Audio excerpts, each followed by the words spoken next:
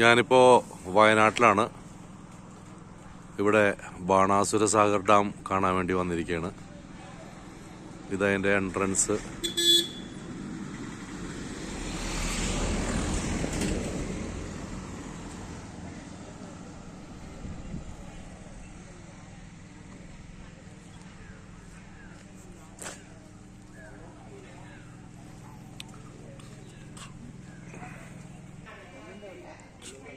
ഇത് ടിക്കറ്റ് കൗണ്ടറാണ്. ഇവിടുന്ന് ടിക്കറ്റ് എടുത്ത് നമ്മൾ അകത്തേക്ക് പോവാം. കൂടെ എൻ്റെ വൈഫും മോളും ഉണ്ട്.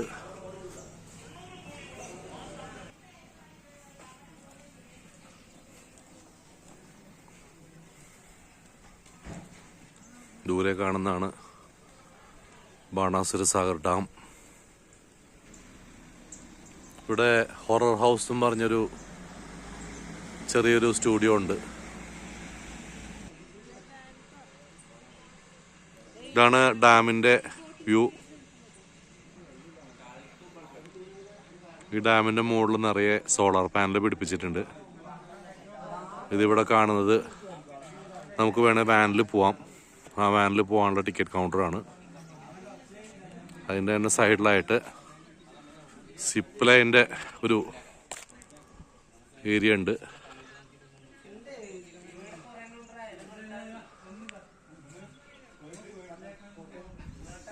നമുക്ക് താല്പര്യമുണ്ടെങ്കിൽ ഇവിടെ സിപ്പ് ലൈൻ ചെയ്യാം. എൻ്റെ അടുത്ത് തന്നെ ഒരു ചിൽഡ്രൻസ് പ്ലേയിങ് ഏരിയ കാണുന്നുണ്ട്. ഇപ്പോൾ സമയം 11 മണി. അതിൻ്റെ പേരിലാന്ന് തോന്നുന്നു ആരും ഇല്ലാത്ത ഇവിടെ.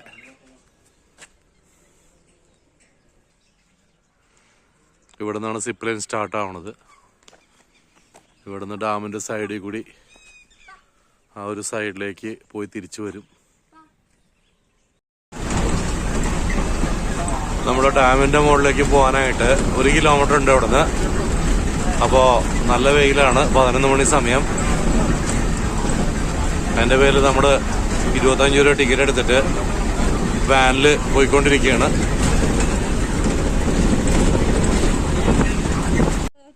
നമ്മളിപ്പോൾ നേരത്തെ കണ്ട ബാണാസുര സാഗർ ഡാമിൻ്റെ മുകളിലേക്ക് വന്നേക്കാണ്. ഡാമിൻ്റെ മുകളിലുള്ള വ്യൂ ആണ് നമ്മൾ കാണുന്നത്. ഒരു 300 മീറ്റർ തോന്നുന്നുണ്ട് കണ്ടിട്ട്. ഇതെങ്ങനെ കല്ലും മണ്ണൊക്കെ വെച്ചിട്ട് ചെയ്തിരിക്കുകയാണ്. അത് കാണുമ്പോൾ തന്നെ മനസ്സിലാവും. മുകളിൽ നാരോ ആയിട്ടും താഴെ നല്ല വീതിയിലും കല്ലും മണ്ണൊക്കെ ഇട്ട് ഫില്ല് ചെയ്തേക്കാണ്. നമ്മൾ നേരത്തെ വന്ന വഴി താഴെ കാണുന്നുണ്ട്. അതിലാണ് ആ ടെമ്പോ കയറി വരുന്നത്. നമ്മൾ ആ ടെമ്പോയിലാണ് കയറി വന്നത്. തിരിച്ച് നമുക്ക് അങ്ങോട്ട് ആ ടെമ്പോ തന്നെ പോവാം.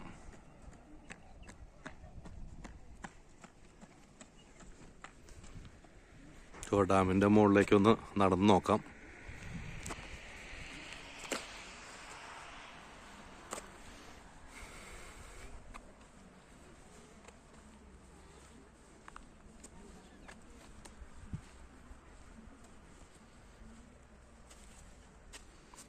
ഇവിടെ താഴെ കല്ലുകളാണ് കിടക്കുന്നത്. ഡാമിൻ്റെ ക്യാച്ചിങ് ഏരിയയിൽ നമ്മുടെ അവിടെ പുലിമുട്ട് കിട്ടുന്നത് പോലെയൊക്കെ തന്നെ കുറേ വലുതായിട്ട് തന്നെ ചെയ്തിട്ടുണ്ട്. ഇടയ്ക്കിടയ്ക്ക് അതിനകത്ത് ദ്വീപുകൾ കാണാം.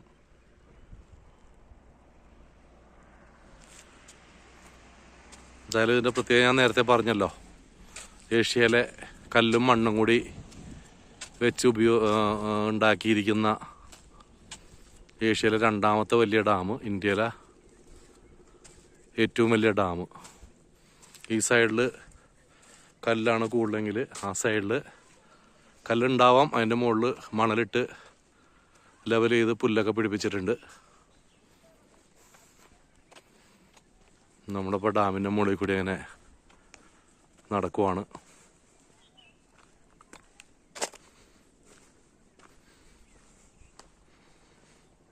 പാമ്പുകളെ സൂക്ഷിക്കുക.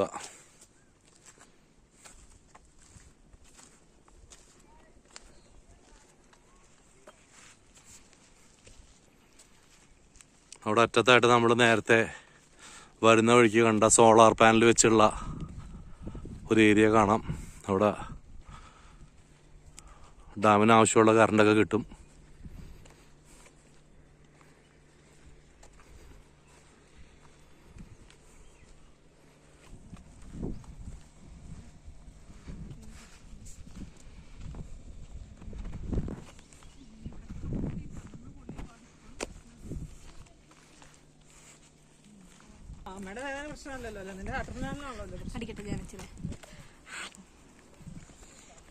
എനിക്ക് കുറച്ച് എനർജി വേണം. ഞാൻ അച്ഛനെ കടിക്കട്ടെപ്പാ.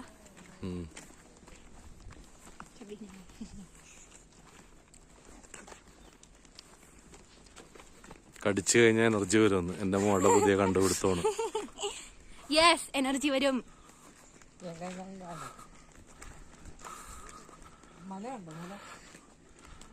മലകൾ. ഇതാണ് ബാണാസുര സാഗർ ഡാമിന്റെ മുകൾ ഭാഗം. ഇവിടെ ഇതിന് ബാണാസുര എന്ന് പേരിട്ടേക്കുന്നത് എന്താണെന്ന് വെച്ചാൽ മഹാബലിയുടെ മകൻ ബാണാസുര ഇവിടെ മോക്ഷം കിട്ടാനായിട്ട് അത് മലമുകളിൽ ഇരുന്നിട്ടുണ്ട്. അതുകൊണ്ടാണ് അതിന്റെ ബാണാസുര എന്ന് പേരിട്ടേക്കുന്നത്.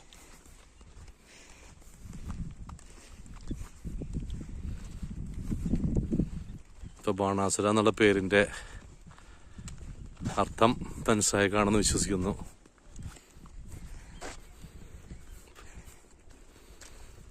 എന്തായാലും നല്ലൊരു സ്ഥലമാണ് കാണാനായിട്ട്. നിങ്ങളെല്ലാവരും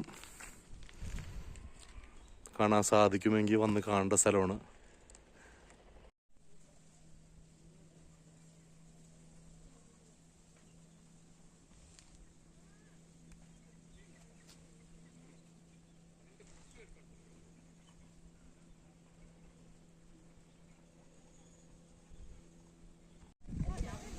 ഈ ഡാമിന്റെ മുകളിലായിട്ട് ആ സോളാർ പാനൽ പിടിപ്പിച്ചിട്ടുണ്ട്. അതൊരു പന്തൽ പോലെ പിടിപ്പിച്ചേക്കണേ. എന്താ ഗുണം എന്ന് വെച്ച് കഴിഞ്ഞാല് നമുക്ക് കറണ്ടും കിട്ടി, ആളുകൾക്ക് തണലും കിട്ടി. നല്ല പരിപാടി അല്ലേ? ഇതുപോലെ എല്ലാ ടൂറിസ്റ്റ് പ്ലേസിലും ഒക്കെ ചെയ്യുകയാണെങ്കിൽ വളരെ നല്ലതായിരിക്കും. ഇതാണ് വയനാട് ജില്ലയിലെ ബാണാസുര സാഗർ ഡാം.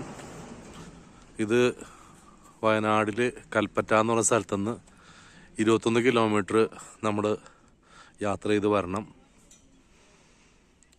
ഇതിൻ്റെ അകത്ത് കുറേ ദ്വീപുകൾ പോലെ കാണുന്നുണ്ട് ഈ ഡാമിൻ്റെ ജലാശയത്തിൽ.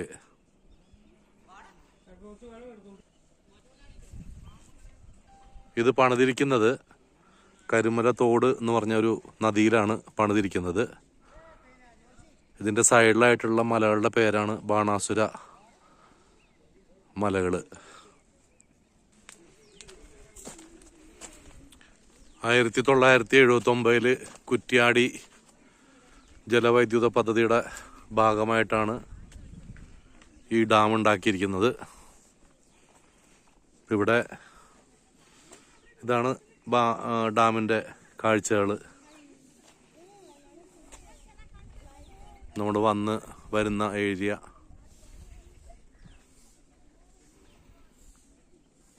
ഇവിടെ ഡാമിൽ പ്രധാനമായിട്ടും കാണാനുള്ളത് ഈ ഒരു വ്യൂസാണ്. പിന്നെ ഇതിന് ബോട്ടിംഗ് ഉണ്ട്. ഞങ്ങളിപ്പോൾ ബോട്ടിങ്ങിന് പോകുന്നുണ്ട്. ഇനി ഡാമിനൊരു പ്രത്യേകതയുണ്ട്. ഏഷ്യയിലെ 2ാമത്തെ കല്ലും മണ്ണും ഉപയോഗിച്ചുണ്ടാക്കിയിരിക്കുന്ന ഡാമാണിത്. ഇന്ത്യയിലെ ഏറ്റവും വലിയ ഡാമാണ്. കല്ലും മണ്ണും വെച്ചുണ്ടാക്കിയിരിക്കുന്ന ഡാം എന്ന് പറഞ്ഞ കാറ്റഗറിയിൽ.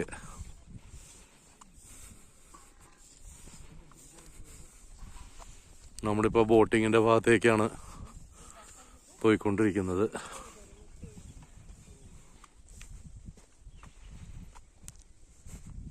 വളരെ സൈലൻ്റ് ആയിട്ടുള്ള ഒരു സ്ഥലമാണ്.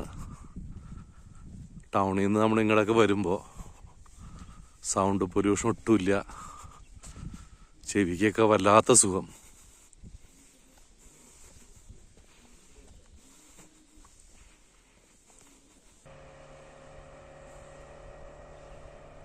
ഡാമിൽ കൂടി ഒരു ബോട്ടിംഗ്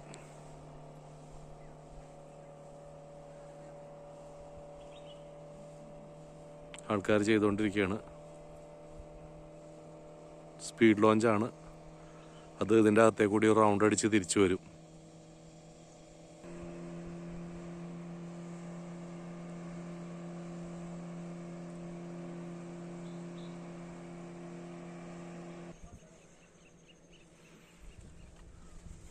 ഞാനിപ്പോൾ ബോട്ടിങ്ങിൻ്റെ അവിടെ വെയിറ്റിംഗ് ഏരിയയിൽ എത്തിയിട്ടുണ്ട്. ഇവിടെ നിന്ന് ബോട്ടിൽ കയറി പോകണം.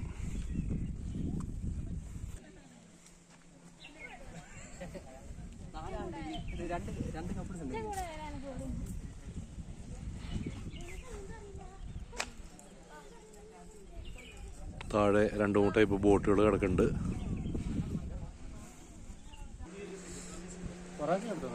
ഇതാണ് ഇവിടുത്തെ ബോട്ടിൻ്റെ rides. 6 type boating water adventurous activities ഉണ്ട്.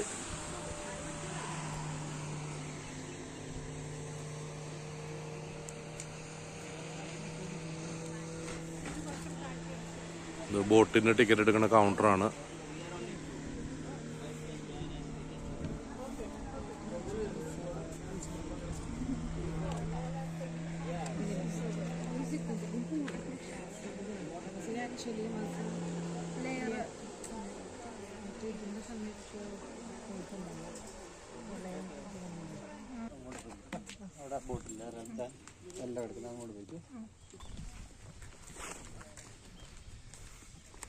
നോക്കാം ബാഗ് നോക്കിട്ട് വിളിക്കാം.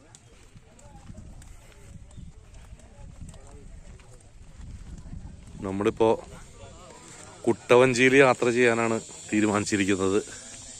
സ്പീഡ് ലോഞ്ചും ഈ സാധാരണ ബോട്ടൊക്കെ നമുക്ക് മറ്റുള്ള സ്ഥലത്തൊക്കെ കിട്ടും. കുട്ടവഞ്ചി കിട്ടാനായിട്ട് കുറച്ച് ബുദ്ധിമുട്ടാണ്. അപ്പം അതിൻ്റെ പേരിൽ കുട്ടവഞ്ചിയിൽ യാത്ര ചെയ്യാമെന്ന് വിചാരിച്ചു.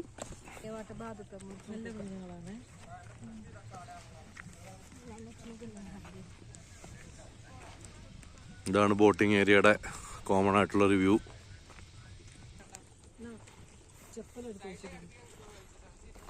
നമ്മൾ ഈ പ്ലാറ്റ്ഫോമിൽ കൂടിയാണ് കുട്ടവഞ്ചിയിലേക്ക് കയറാൻ പോണത്. ഇവിടെ ഈ അരയന്നങ്ങളുടെ ഷേപ്പിലുള്ള പെഡൽ ബോട്ടുകളുണ്ട്, വേണമെങ്കിൽ എടുക്കാം. ഇത് നമ്മുടെ കാശ്മീർ മോഡല് ഷിക്കാര, അങ്ങനെ നമുക്ക് എടുക്കാം. നമ്മൾ ഈ കൊട്ടയിലാണ് പോകാൻ പോണത്. ലൈഫ് ജാക്കറ്റൊക്കെ ഇട്ട് പോവും. 4 പേർക്ക് മൊത്തം പോവാം. ഒരാൾ അവർ തുഴയാനുണ്ടാവും, ബാക്കി 3 പേര് ഞങ്ങൾക്ക് പോവാം.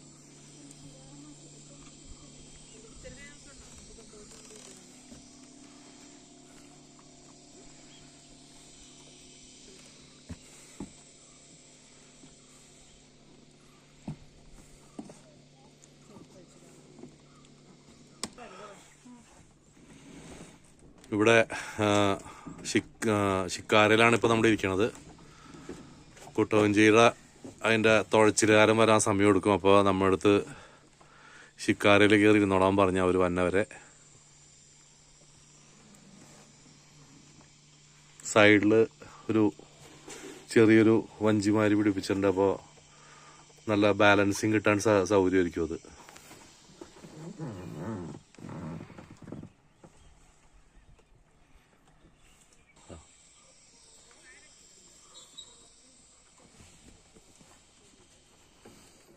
ഇത് ഒരു ബാലൻസിങ് ബോട്ടാണ്. ഇതിനൊരു ചെറിയ വെയിറ്റ് ഉണ്ട്, എന്നാൽ ഫ്ലോട്ടിങ്ങും ആണ്. അപ്പോൾ അത് ലെഫ്റ്റ് സൈഡിൽ അതുള്ളതിൻ്റെ പേരിൽ നമ്മുടെ വഞ്ചി അങ്ങോട്ടും അറിയില്ല. അതേസമയം റൈറ്റ് സൈഡിൽ വെയിറ്റ് വരുവാണെങ്കിൽ ആ ചെറിയ വഞ്ചിയുടെ വെയിറ്റ് കൊണ്ട് റൈറ്റ് സൈഡിലേക്കും നമ്മുടെ വഞ്ചി മറിയില്ല. അങ്ങനെയാണ് അത് ബാലൻസ് ചെയ്യുന്നത്.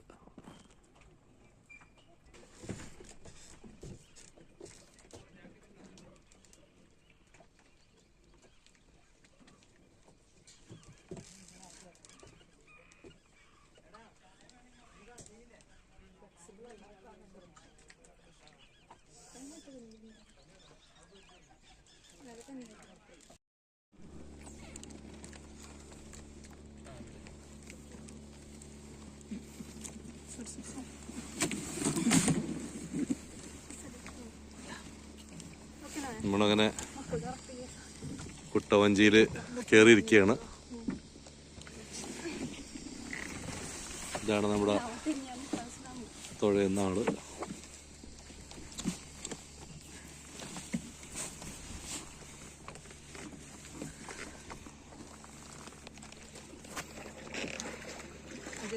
ഞാനിത് രണ്ടാമത്തെ പ്രാവശ്യം ഒന്നുമാണ് കുട്ടവഞ്ചിയിൽ കയറുന്നത്. മോളാദ്യമായിട്ടല്ലേ കയറിനകത്ത്? ഓക്കെ.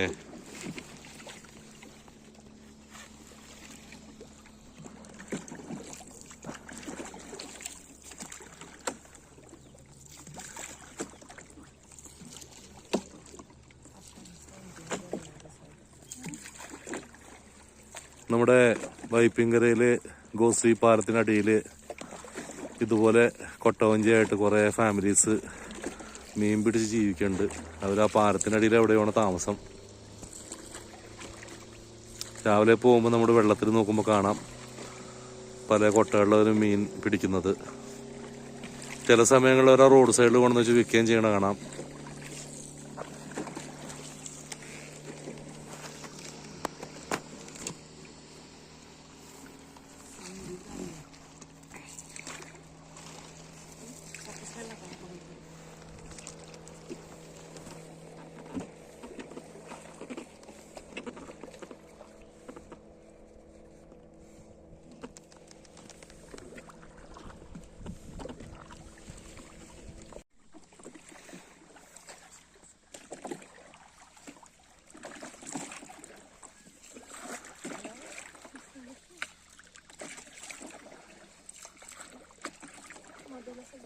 ആ പാടെ തുഴയുന്ന സൗണ്ട് മാത്രമേ ഉള്ളൂ, വേറെ ഒരു സൗണ്ടും ഇല്ല ഇവിടെ.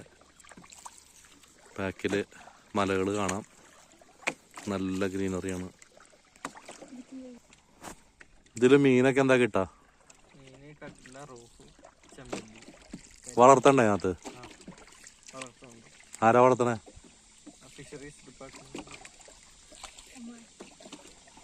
എങ്ങനെ പിടിക്കാ ഇതിനെ?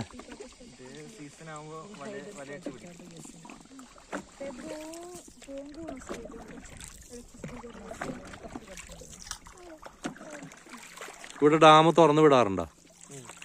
മഴക്കാലത്ത് ഡാം തുറന്നു.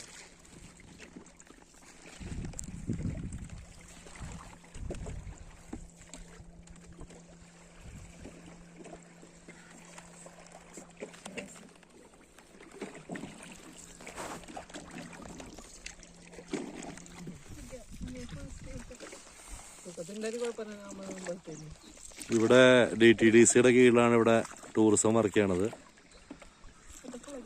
സ്പീഡ് ബോട്ടുകളെല്ലാം ഡയറക്റ്റ് ഗവൺമെന്റ് നടത്തുന്നു. പിന്നെ ഇതുപോലെ തന്നെ ഈ തുഴച്ചിൽ ബോട്ടുകളൊക്കെ പ്രൈവറ്റ് പാർട്ടീസിന് കോൺട്രാക്ട് കൊടുത്തേക്കാണ്. ഇതിന്റെ അടുത്തായിട്ട് ഒരു റിസോർട്ട് കാണുന്നുണ്ട്, എന്തോ സെറനിറ്റി എന്നാണ് അതിന്റെ പേര് പറഞ്ഞത്. ഇവിടെ ആദിവാസികളെല്ലാം താമസിക്കുന്ന ഈ ഭാഗത്ത് ഉണ്ട്.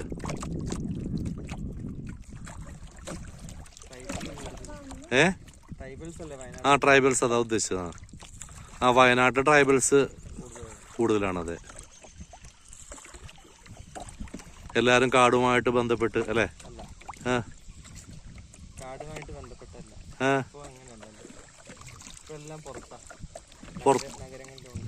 ആ അല്ല, പണ്ട് അവരങ്ങനല്ലേ ജീവിച്ചിരുന്നേ? കാട്ടിൽ പോയി തേനും ബാക്കിയുള്ള സാധനങ്ങളൊക്കെ എടുത്ത്. അത് ട്രൈബൽസിൽ ഒരുപാട് വിഭാഗങ്ങളുണ്ട്. അടിയ, പണിയ, കാട്ടുനായ്ക്ക, പിന്നെ കുറുമ, വെട്ടുകുറുമ, പിന്നെ അങ്ങനെ കുറെ ആൾക്കാരുണ്ട്. പണിയ വിഭാഗം അല്ല ഈ പിന്നെ തേനുകളൊന്നും എടുത്ത് താമസിച്ചേക്കണം. തേനെടുത്ത് കൊണ്ടുപോവുക, വിൽക്കാതൊന്നല്ല. അത് വെട്ടുകുറുമ ഉള്ള ആൾക്കാർ. ഒരുപാട് ട്രൈബൽ വിഭാഗങ്ങൾ.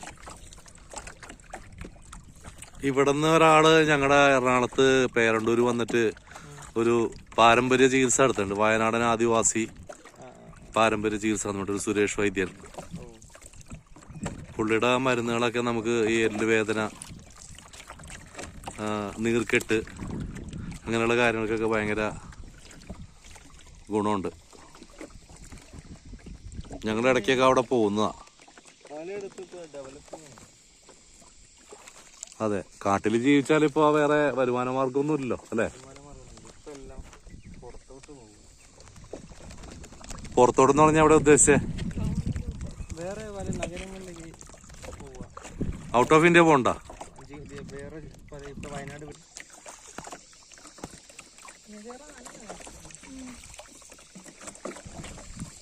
ഈ മലയിലെല്ലാം കാടല്ലേ കാണുന്നത് അല്ലേ? അവിടെ ആരെങ്കിലും ഉണ്ടോ? മനുഷ്യന്മാരാരെങ്കിലും ഉണ്ടോ? ഇല്ല അല്ലേ? ഈ ഭാഗത്തില്ല അല്ലേ? ഈ ഭാഗത്തൊന്നും ഇല്ല അങ്ങനെ കാടുകളിൽ പിന്നെ താമസിക്കുന്നത്. തങ്ങയിലൊക്കെ പോയി കഴിഞ്ഞാൽ കാണാൻ പറ്റും.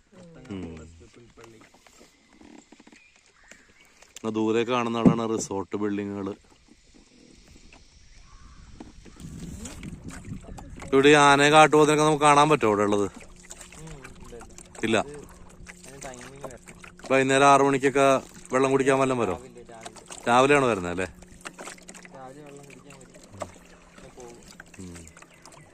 ആൾക്കാരുടെ പിന്നെ സൗണ്ട് ഒച്ചപ്പാടൊന്നും ഇല്ലാത്ത സമയത്ത് വരും.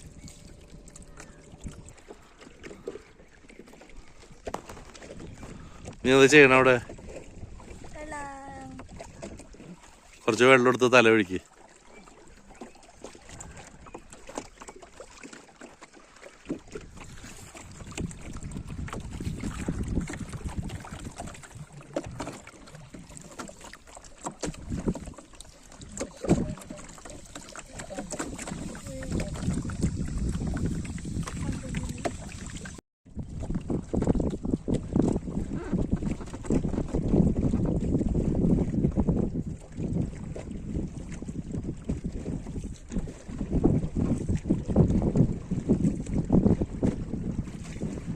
ഇതാണ് വയനാട്ടിലെ കുട്ടബോട്ട് സവാരി.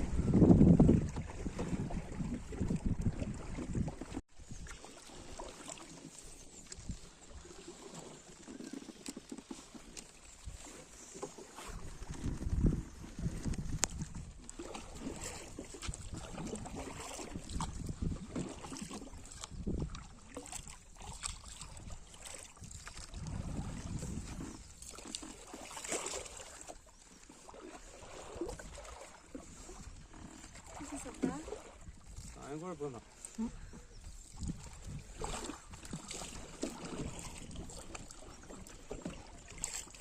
അങ്ങനെ ആദ്യമായിട്ട് കൊട്ടവഞ്ചിയും തുഴഞ്ഞു വയനാട്ടിലെ. നമ്മള് മൂവി കണ്ട അവിടെ ഇവിടെ എത്തിയില്ല.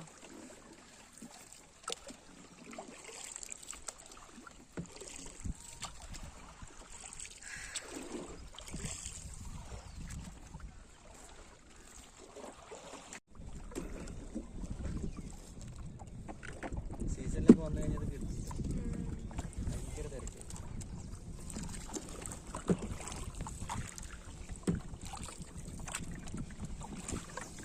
സ്പിൻ ചെയ്തോ?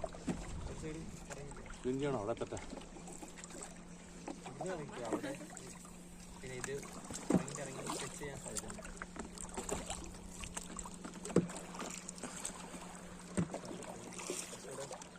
എന്റെ ഭഗവാനെ, സ്പീഡ് കൂട്ടല്ലേ.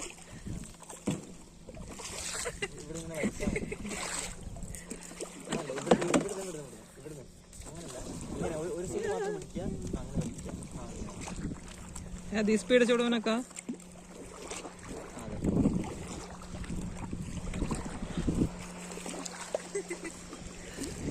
ഞങ്ങളിട്ട് വട്ടം കറക്കിക്കൊണ്ടിരിക്കുകയാണ് ചേട്ടൻ.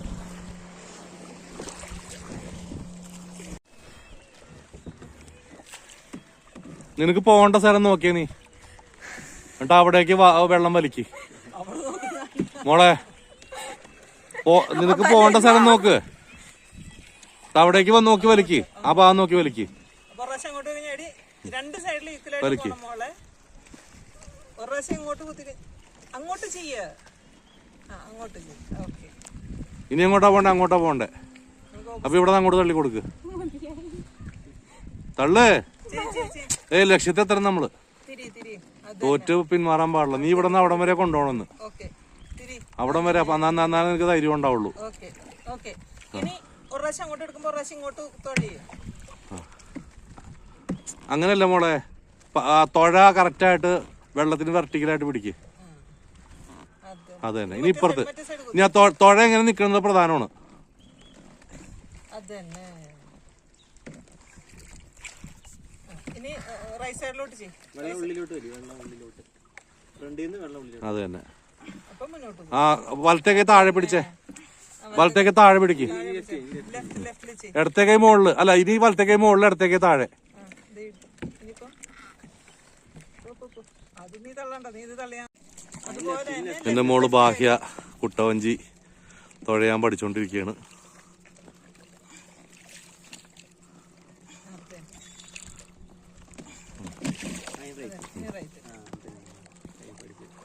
ഇപ്പൊ ശരിയായി. ഇത്രയുള്ളൂ സംഭവം. കണ്ടാ, ലെഫ്റ്റില് ചെയ്യും. അത് തന്നെ.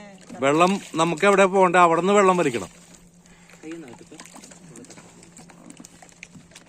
ഇങ്ങനെ ബാഹ്യ വിജയകരമായിട്ട് നമ്മളെ കരക്കടുപ്പിച്ചിരിക്കുന്നു. അതോടെ നമ്മുടെ കുട്ടവഞ്ചി യാത്ര ഇവിടെ തീർന്ന്.